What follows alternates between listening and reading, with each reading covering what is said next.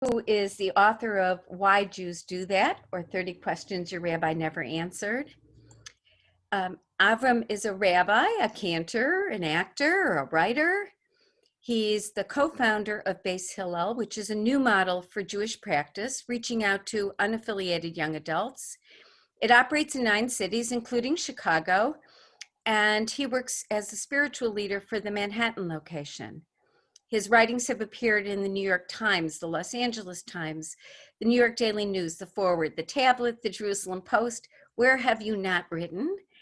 And the New York Jewish Week has called him a leading innovator in Jewish life today. And in 2016, he was listed as one of America's most inspiring rabbis by the Forward. And we are just delighted to have you here this evening. I'm happy to welcome you. So you know, everybody will be put on mute throughout the talk. And please put your questions into the chat. We will leave time at the end of our conversation for your questions. Avram, welcome. Thank you, Eileen. Avram's coming to us from the Upper West Side of New York. And we were chatting a bit before we let everybody into the room, and he was telling me that they're just trying to avoid the next wave of COVID, as we all are. It's been an interesting time with COVID and the millennials, the young adults living, pretty much by themselves in cities, and it's definitely been a challenging time. I'm sure that you've seen that. Absolutely. So let's talk about your book, which is, I have to say, visually beautiful, contextually beautiful, really, I think, speaks to all Jews, but I do want to know, who did you write it for? Well, first of all, thank you for having me. I teased my kids as I was leaving the dinner table. I said, okay, I'm off to Chicago. And then, opened up my computer in our study. But it's a privilege to be here with you all in the Zoom room. This book really came out of a need I felt. I was staffing a trip called Honeymoon Israel in Israel, and Honeymoon Israel is a relatively new program. Pre-COVID, they had brought over 500 or so folks to Israel, but it's it's like birthright for adults. Each trip brings 20 couples from a city. Couples are usually a Jewish partner and a non-Jewish partner, although sometimes you've got, 2 Jews, but highly unaffiliated folks. Mm-hmm.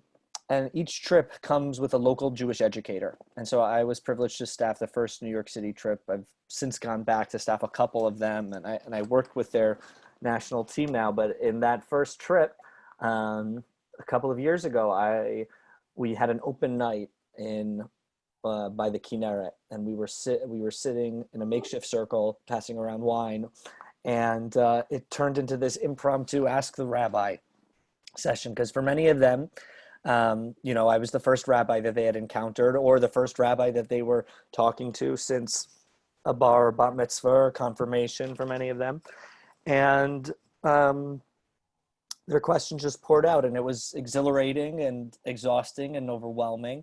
But I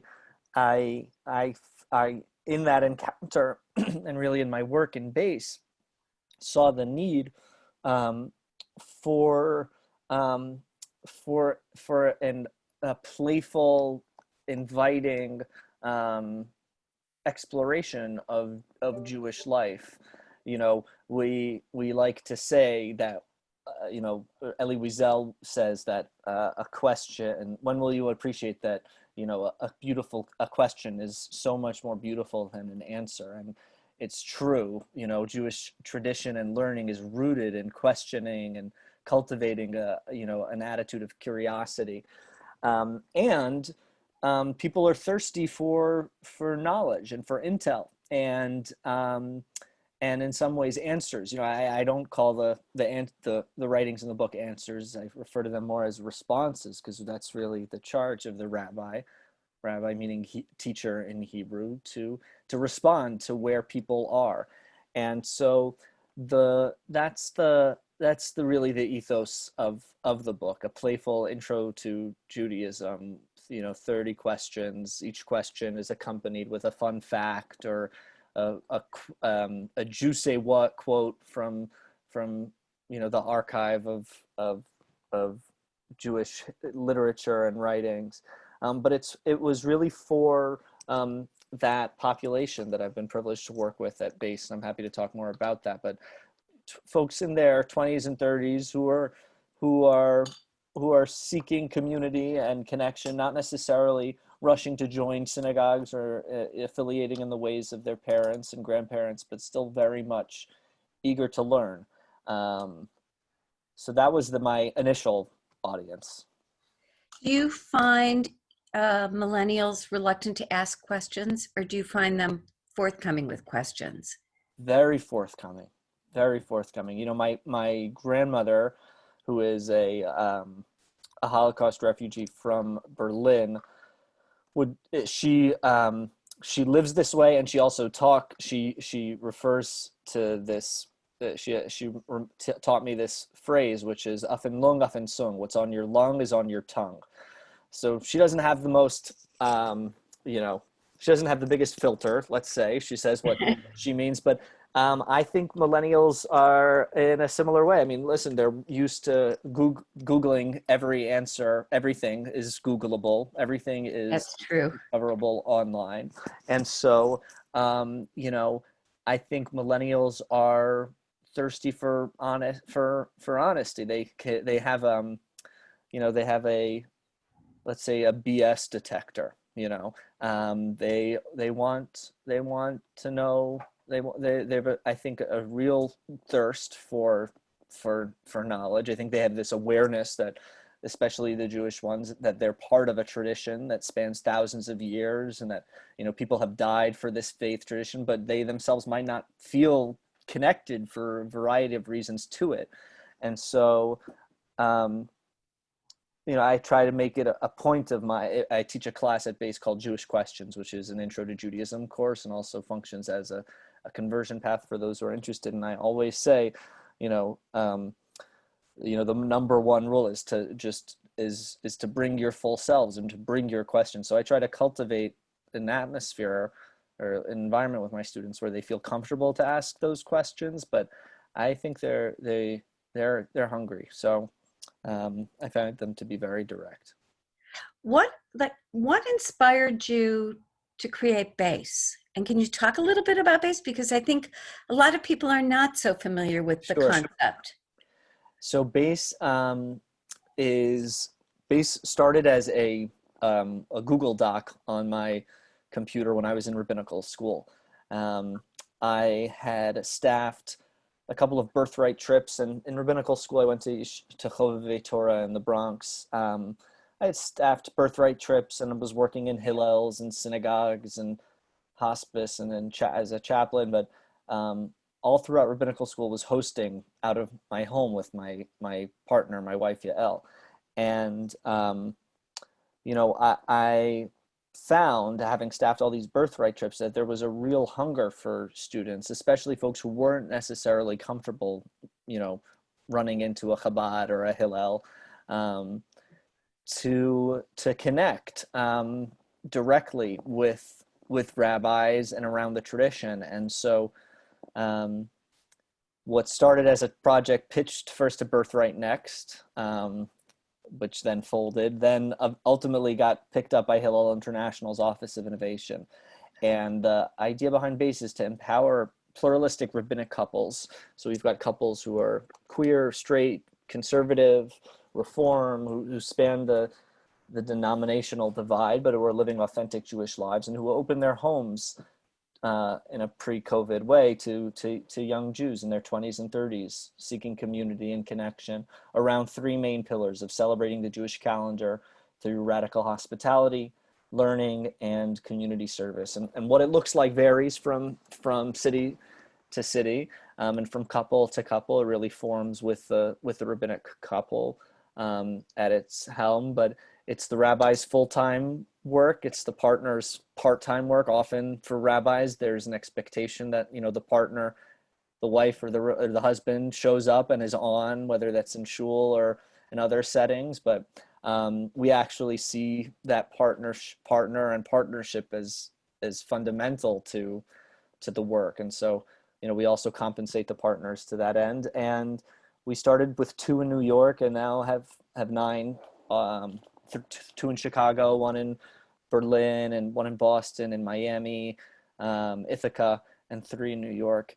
And please God, more to come. But working with college students, in the case of, you know, with Chicago a bit, and Ithaca, and post college students, folks in their 20s and 30s. So that's a little bit of what BASE is. It's definitely, it's a thing in Chicago. It's a happening place, and they're doing wonderful work in the community, and they're great partners, you know, in our programming at JCC. So, you know, we really love working with them. And the people who, what I've observed is that the people who choose to be basers, Yeah. their commitment, like, it deepens with time. And I've watched people who, like, when they're moving on to the next, you know, the next place in life, that they take with them, they don't leave it behind at base, like what they've learned and what they've absorbed, and the experience of living at base continues to inform the way that they live post base.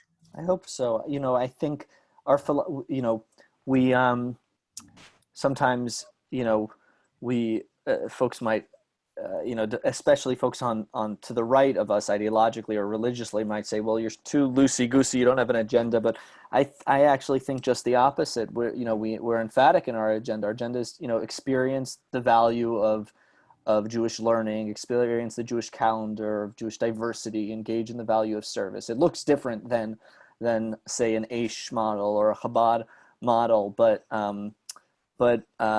you know, we encourage folks to take what they like, to leave Right. the rest, and we see each person who comes into our home really as a unique individual. And you know, both Faith and I were, you know, Faith is another co-founder and the executive director of the program. We both, you know, went to Brandeis. I ended up transferring to Brandeis after a stint in Yeshiva University studying cantorial music, and also at studying Islamic scriptures at Bergen Community College. But we both were very close with the Chabad rabbi at Brandeis, and you know, at our launch event, invited them. And I really feel that it shouldn't only be our, you know, the most extreme sects of our tradition who can exhibit that type of radical hospitality. Let it reflect the diversity of the Jewish people wherever they are. And as an ethos, I think we pride ourselves on being collaborative, you know, whether that's with JCCs or with synagogues or Moshe houses or whatever else there is. You know, I don't see us as competitors. I think all too often there's a sense of there's too much of that within the Jewish community of turf battles. But I think we're all operating within a Jewish ecosystem, and if we can stay connected to the vision, really, of what it is that we're trying to build, hopefully vibrant Jewish life for people wherever they are, whoever they are, then we can really lean on each other and each other's strengths. And so, you know, I'm happy to hear that's a dynamic in Chicago. It's something we pride ourselves in New York too, being able to work with a whole array of different Jewish organizations. So you've done everything. You've gone to cantorial school. You've gone to rabbinical school. You are an actor. I watched Rabbis in a Car, your podcast. I loved it. Good. Did you always want to write a book? And You know, it's funny. I spoke with my mom recently, and she told me or reminded me that as a kid, I always said I wanted to be a writer. You know, I grew up confused docs. That's how I tease my parents, because I grew up speaking Yiddish with my father, not because we came from a Hasidic or ultra-Orthodox home. My father runs the Yiddish theater in New York. And so it was a cultural community, really, where the Yiddish came from. And my mom came from a modern Orthodox background. And so, but my grandfather, my paternal grandfather, my father's father, was a Yiddish writer and poet and the editor of the Foreword for many years. And he and my grandmother, Yossel and Chana Mlotek, compiled anthologies of Yiddish songs, and which really served as the basis for the klezmer revival. So, he's no longer alive, but I've been writing for quite some time. I think I probably did want to always write a book. This feels, emblematic of where I am now in my own rabbinic career and the work that I've been doing. My 8-year-old, I'm blessed with 3 children, and my 8-year-old is waiting for a children's book. But this is really for my students and for folks who come to base whoever and wherever they are. And how will you define the success of your book? How do you define the success? You've had success with base. You certainly, there's a way in which you look at base and how you define the success of that initiative. For the book, what defines it? Is it book sales, or is it the changing of thought, and behaviors? Thanks for the question. I don't know that I've been asked that question yet. I really appreciate it, because I'm sorry, I didn't mean to put you on the spot. It's good. It brings me back to the why, which is something that I tell myself, I tried myself to think about often in my work. No one, I think, really writes Jewish books for the book sales. But you're welcome to leave if you like the book, a review on Amazon or wherever. Yes. I really wrote the book for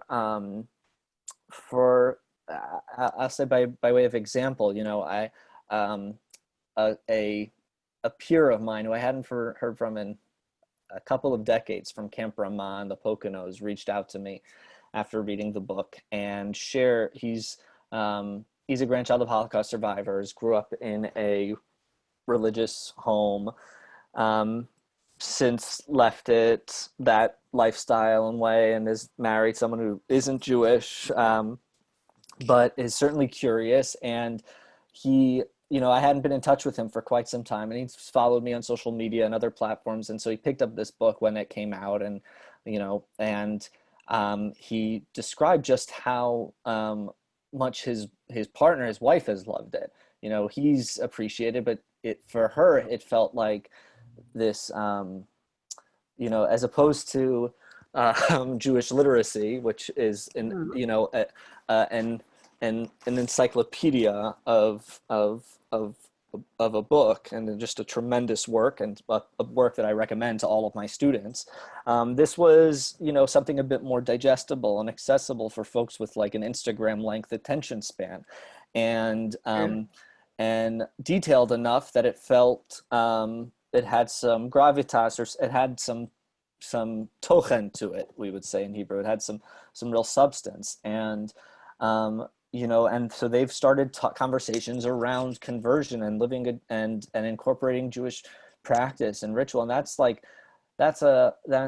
could only have dreamed of that type. I don't know that I could have imagined that type of response. So, when I hear notes like that from people, that it, sure, if it answers a question that you've had, that's great, but that for folks to feel as if they have a stake in this tradition, that feels like success to me. I always say, even with Base's growth and expansion, I think, what would define success is more Jewish homes and all of their diversity of practice. And I say to my students, it's not just, at least here in Times, in New York, in Times Square, where we have Chabadnikim who will, stop you on the street and ask you if you're Jewish and invite you to to lay tefillah, and I say, you know, this tradition is yours just as much as it is theirs. And so to the extent that people can feel a little bit of that, you know, that feels like success to me. So you wrote, and it's like 5 chapters, 5 themes. The question for me is, what were there any themes that you ruled out, or topics that didn't make the cut, or that didn't make the cut after in editing? Um, you know, there's more, I think, to each. There's always more to, Mhm. you know, and to each of these sections there's more, I think. um you know, there are topics around topics around sexuality and, you know, gender identity, and um and other, you know, so you know, that I've been, you know, on Instagram, on one of my social media handles, I've started to sort of um, respond to those types of questions too, where I'm inviting people to, you know, questions that I don't cover in the book. Um, but yeah, it's, you know, it's meant to really be a starter, a conversation starter. And hopefully, you know, a student actually just emailed me saying how much she loved the book, and she said, I feel like I have like a million more questions now than I did when I first started it. And I said, wonderful. You know, because that's also a sign of success for me. There's an engagement with the ideas and the content there.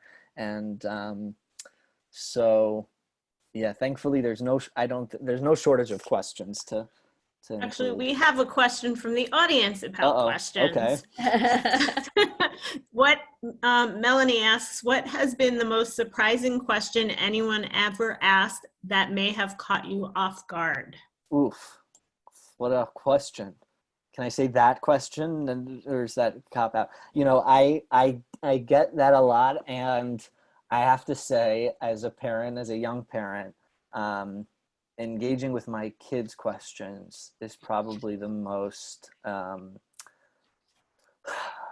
sci-ful, you know, nourishing, challenging, impossible, surprising. Just tonight over dinner, for example, okay, our 8-year-old Ravi was talking about this project of hers at school around chameleons, and we were talking about I shared how they're blessings, they're actual brachot that one can recite when you encounter like an exceptionally beautiful animal or a person even. And Ravi said to me, but isn't everyone beautiful in their own unique way? And I was like, I was flow. I didn't have an answer. I said, you know, yeah, of course, everyone is beautiful in their own unique way. Um, so, you know, I had a teacher who would say that his favorite song was whatever song he was singing, or his favorite holiday was ever holiday was, you know, practicing. And I sort of feel similarly around questions. You know, if I can tap into the curiosity of the questioner in the moment, there's something really exciting about that. But my kids take the cake for sure. Wow, that was a profound answer Isn't he that? gave you. It's unbelievable. I know, from the mouths of babes. That was truly profound. Um, so who are your biggest influencers, both in your your personal practice as a Jew, but also in your work, in the Jewish world? Um, I really am grateful for, you know, the familial upbringing that I had, and the relationship that I have with my grandparents had, and have with my grandparents. You know, I'm a grandchild of Holocaust survivors and refugees, and so that their stories were have always sort of served as like a guidepost for me. Um, you know, and as much as I tease my parents about my confused Adox upbringing, you know, because they sent us to Camp Ramah and to Reform youth groups and to Chabad Cheder, you know, and modern Orthodox school, you know, and then because of my father's world, would grow up going to these Yiddish cultural communities like Kles Camp, and which is actually where I met my partner, but that's a separate story. You know, in those environments, I would meet Yiddish speaking Jews who weren't religious, but, Jews of color and queer Jews and Jews who were highly critical of Israel. One of my earliest memories, in fact, is marching with my yeshiva on the Salute to Israel parade down Fifth Avenue. And over on the side, along with the Neturei Kartaniks, this extreme sect within Satmar who opposed the state of Israel, I saw family members or community members, family friends from Ples Camp who were protesting. And so as a 7 or 8-year-old, I must have been my daughter's age, I remember waving and saying hi, to which the Rebbe, the chaperone, said to me, no, you don't know them. And I said to him, but I do. And so that's been my insider outsider stance within Judaism. But I think of the teaching from the Mishnah, Ezehu Chacham Halomed Mikol Adam, who's wise, one who learns from everyone. And I think a lot about my great grandfather, actually, who was a Melamed. He was a Judaic studies teacher. Also taught mathematics and astrology in a shtetl outside of Warsaw, and his wife oversaw the family sewing business, and their kids were, Bundist, socialist, communist, Zionist. I often try to imagine what the discourse around their Shabbat table must have sounded like, but to really celebrate that cacophony of Jewish voices, is in my blood. I also feel like it's a deeply Jewish thing to do. So I've always been attracted to the teachers who, are rooted in tradition, are rooted in their own particular path, but just as radically open to encountering the other, whoever the other may be. And I've been blessed to really have, besides my parents and grandparents, many wonderful teachers in that regard. Rabbi, Yitz Greenberg, Yep. And Rabbi Avi Weiss, Rabbi Michal Springer, who ran the clinical pastoral education program at JTS, where I studied for chaplaincy for a few summers.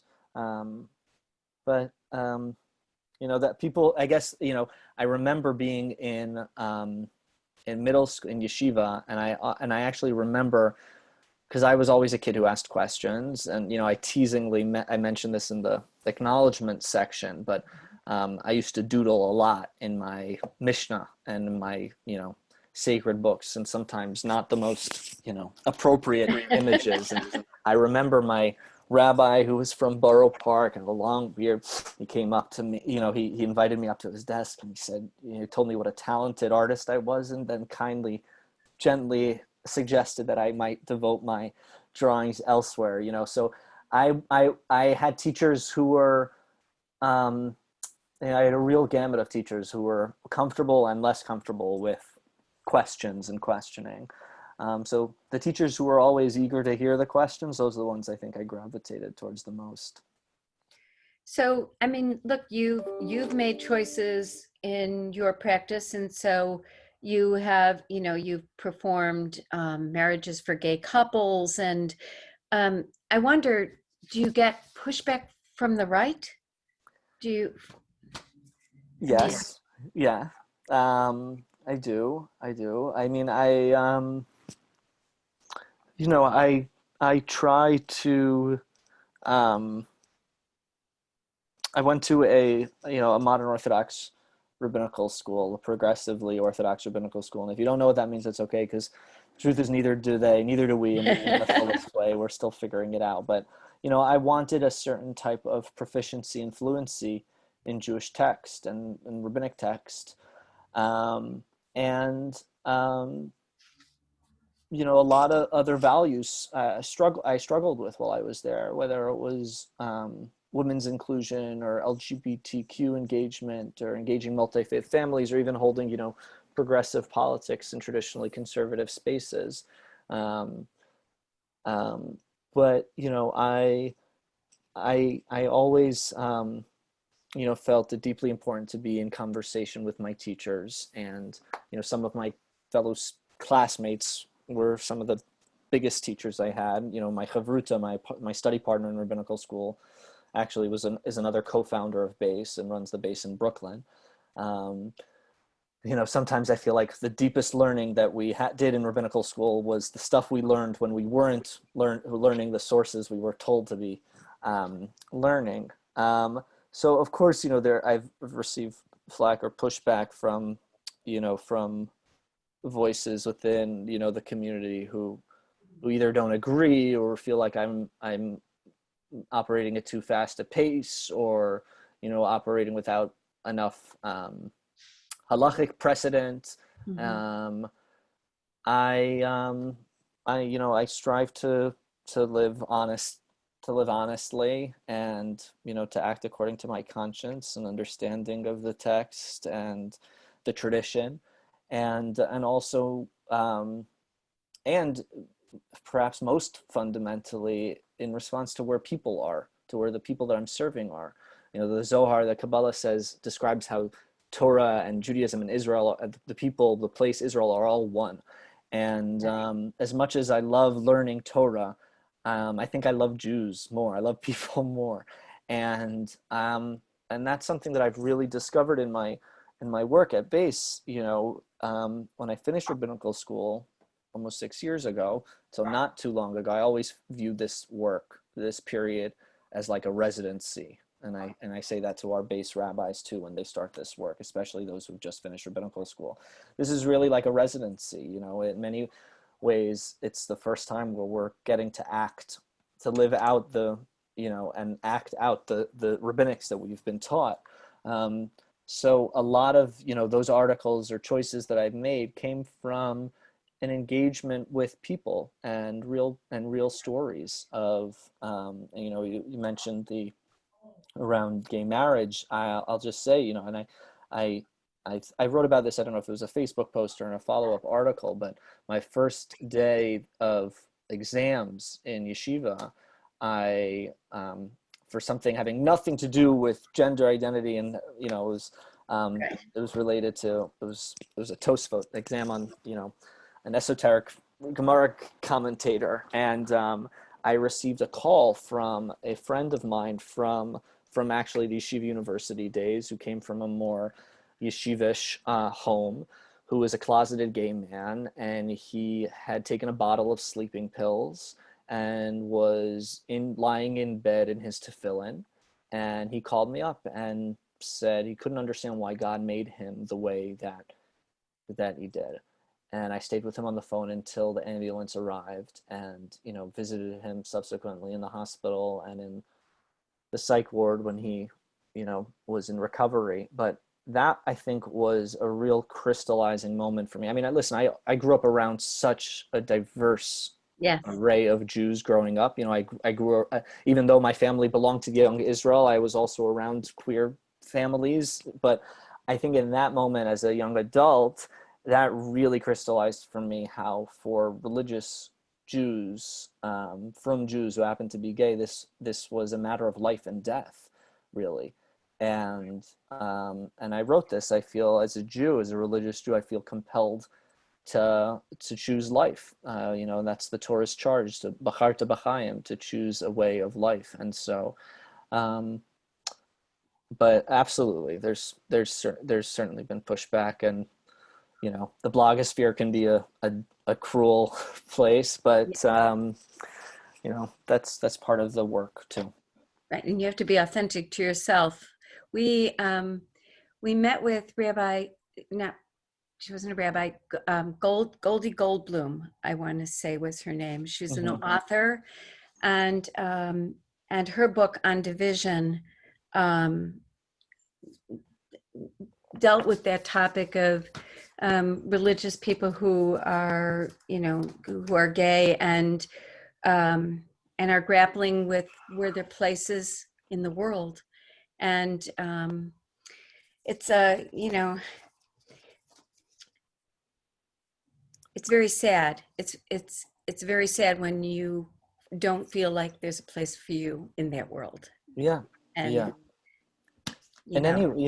Listen, it's, as Jews, we've got a lot of experience with that, since that feeling of not belonging, right? That's true. Of being outcasts in society, and in But I really feel, the Lubavitcher Rebbe actually he says, there's a fifth, we always talk about the four children on Passover night, the four sons, but the Lubavitcher Rebbe said there's actually a fifth child, and that's the child who doesn't show up, the child who doesn't feel like there's a space for them at the table. And that's really been the driving force of our philosophy at base. And for the book too, that people should feel comfortable asking the questions, no matter how basic they may seem. Once we feel like we've got the answers, we might as well be dead. There's nothing more to learn and explore and live for. So, but that sense of isolation that comes when, particularly for folks in religious communities.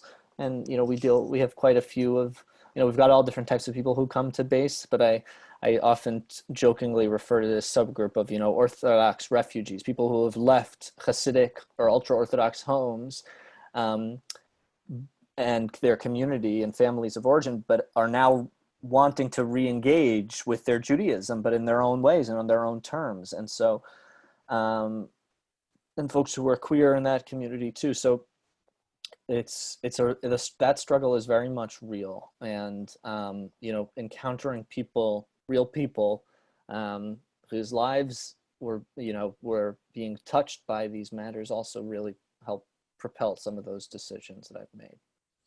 Absolutely. Well, to lighten up the topic, Sure. The illustrations in your book are the best. Like, they're wonderful. They're wonderful. They make you smile, but they also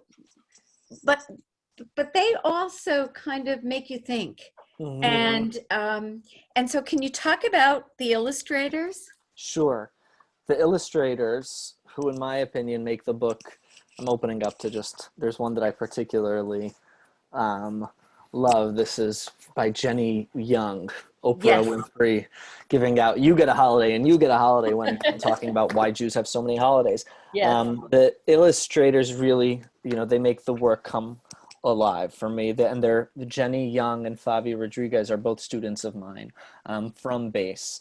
And, I first told them about this idea and asked them what they thought about it. And they said, 100%, they were totally in, they both, happened to have converted and talk about just how much they would have loved to have a type of playful book that they could recommend to people, because it's often it is such a momentous choice especially when folks choose to opt into this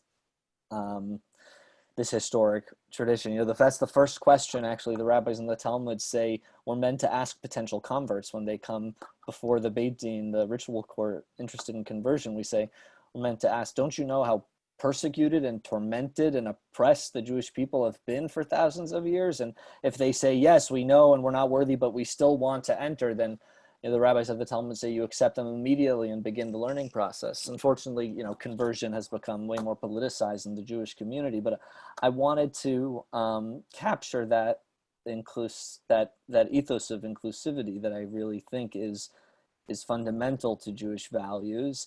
And the illustrators totally got that, and they I sent them the text, and we workshopped different different illustrations, but they really brought the work to life. So that's I was saying earlier that's one of the biggest points of nachas and pride that I have of the project, is that it came from the illustrators are by students of mine, and so that also is success for me, that it felt like something that they were excited to be invested in as well. So I ask this every time I do an interview. What are you reading? What's on your bedside table? I'm sure you're reading, because you're just that kind of a person. I am reading.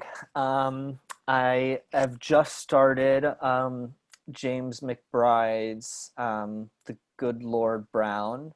I think that's called. Maybe I'm missaying the title. but it's recently been made into a series on Showtime starring Ethan Hawke around John Brown, who was a religious person, abolitionist, and fighter against slavery, and so I'm reading that work from a couple of years ago.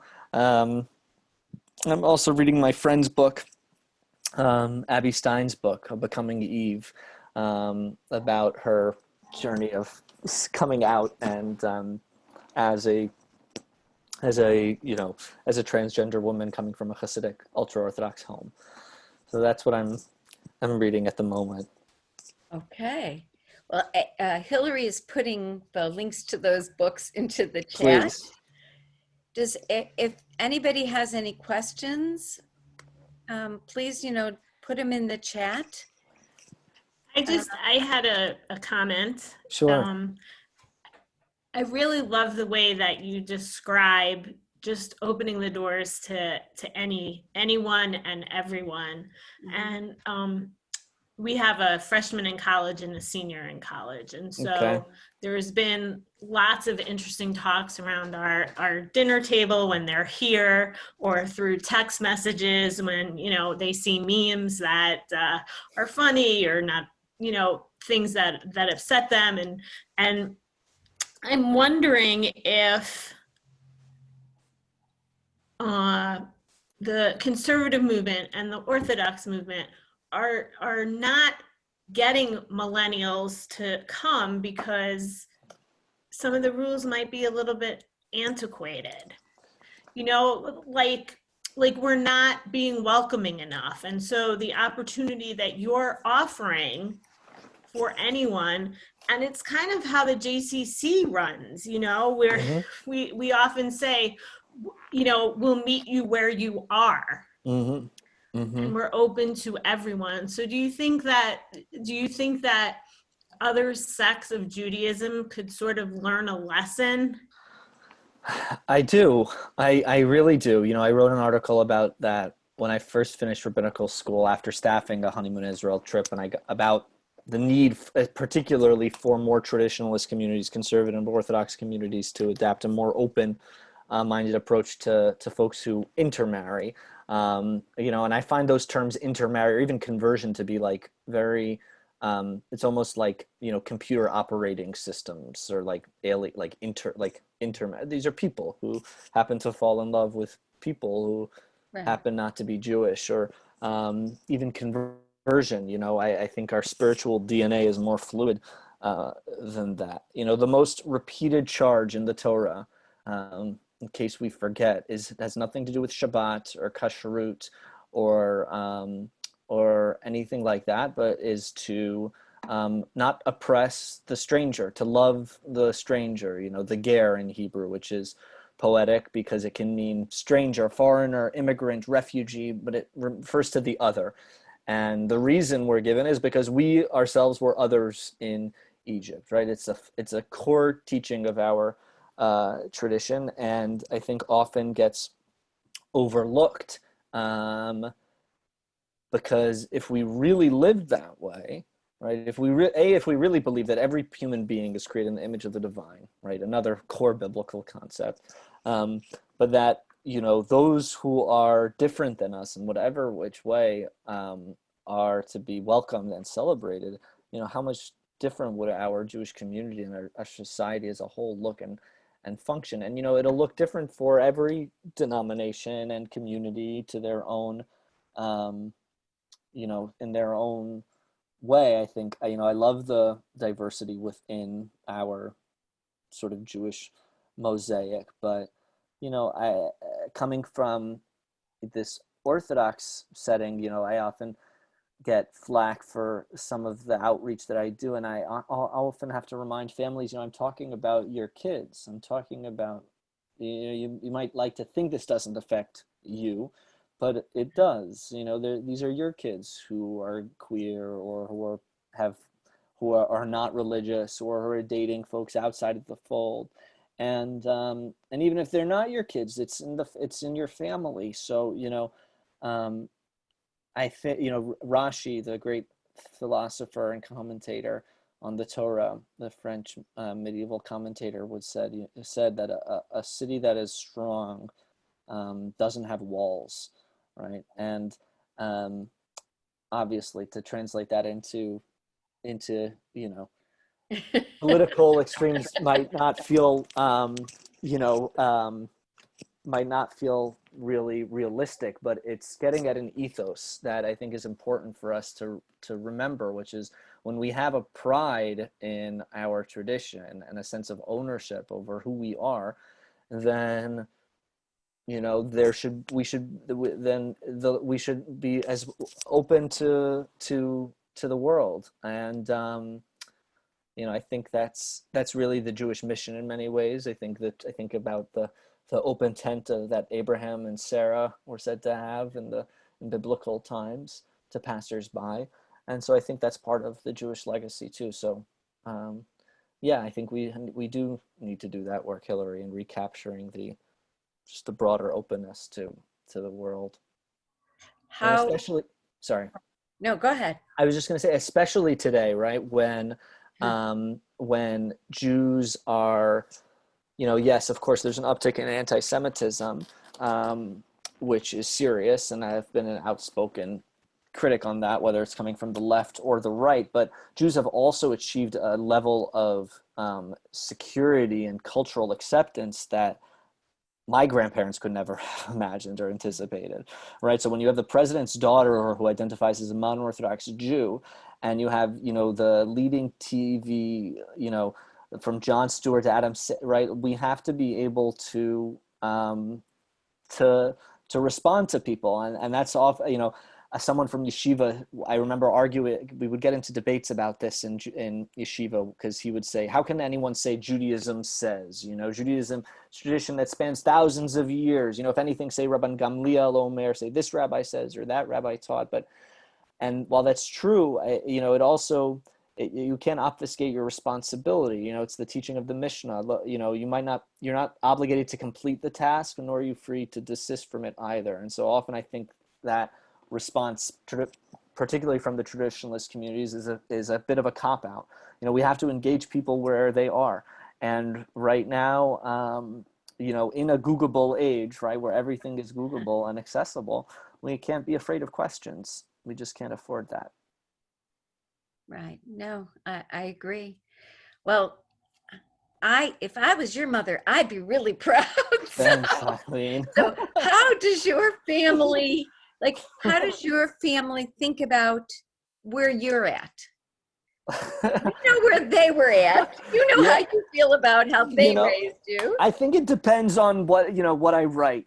Sometimes it's, don't be too as controversial or as, but I think generally they are proud of me. Listen, and I think about this now as a young parent myself, that, kids, we might like to think of our kids as like nachas machines, that there are these things there to give us this endless amount of prideful joy, but actually, they're their own souls, they're their own neshamas and souls that we are privileged to, for those of us who are lucky enough to be parents, to escort and guide through the world to whatever extent we can, each in their own way and pathway. And so,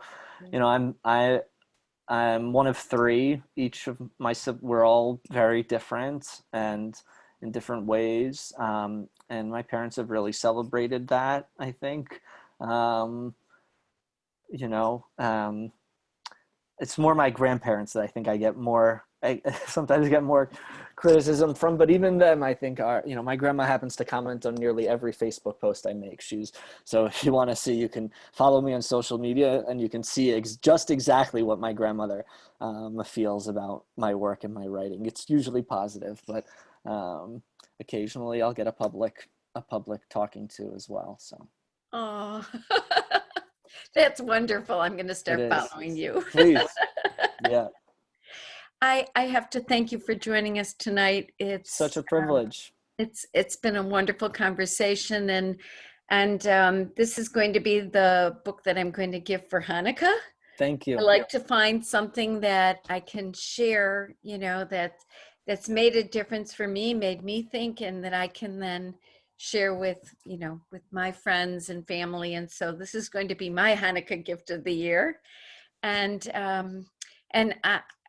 honestly, I look forward to watching your career and to see what your next steps are, because I've certainly seen I've seen what BASE can do. And I know what the book did for me, and I'm looking forward to the conversation with my own 3 sons. Mm. And I think, I think you're going to do more, and I'm looking forward to seeing what that is. Amen. With God's help. Thank you very much, Elena. Thanks for joining me tonight. Yep. Thank you. Hosting Thank you. Everyone, thank you for joining us. Please visit our website, jccchicago.org. We have a conversation with the filmmaker of They Ain't Ready for Me tomorrow night. You can find that on our website. And our film festival will be starting on November 1st. Information also available on our website. Thank you, Rabbi Mlotek. Eileen, great job. Thank you. Thank you. Have a good night, everybody. Bye.